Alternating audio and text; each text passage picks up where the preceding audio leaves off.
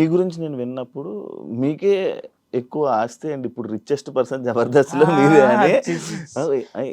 20 ఎకరాలు దగ్గర దగ్గర దాదాపుగా 200 కోట్లు ఆస్తుందని విన్నాను, నిజమా? అంటే నేనేమంటానంటే అది ఏదో ఇప్పుడు నేనేదో సంపాదించింది కాదు, మా ఇచ్చింది కొంతుంది. దాంట్లో ఏంటంటే నేను మా మ్యూజిక్లో కానీ మా గోల్డ్లో కానీ యాంకరింగ్ చేస్తుంటే ఎప్పుడంటే రవిది సంథింగ్ స్పెషల్. అప్పట్లో నాదొక షో ఉండే ఉత్తప్పం అని.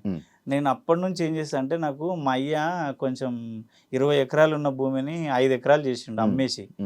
నాకు అప్పుడు ఒక నుంచి ఒక పిచ్చి ఉండే, ఏదో ఒక రోజు నేను కొనాలి కొనాలి కొనాలి అని. నా ప్రతి రూపాయి నేను నా భార్య కూడబెట్టి, నాకు వేరే అలవాట్లు ఏమీ లేవు, పని చేసుకున్నా హైదరాబాద్ వెళ్ళిపోతా.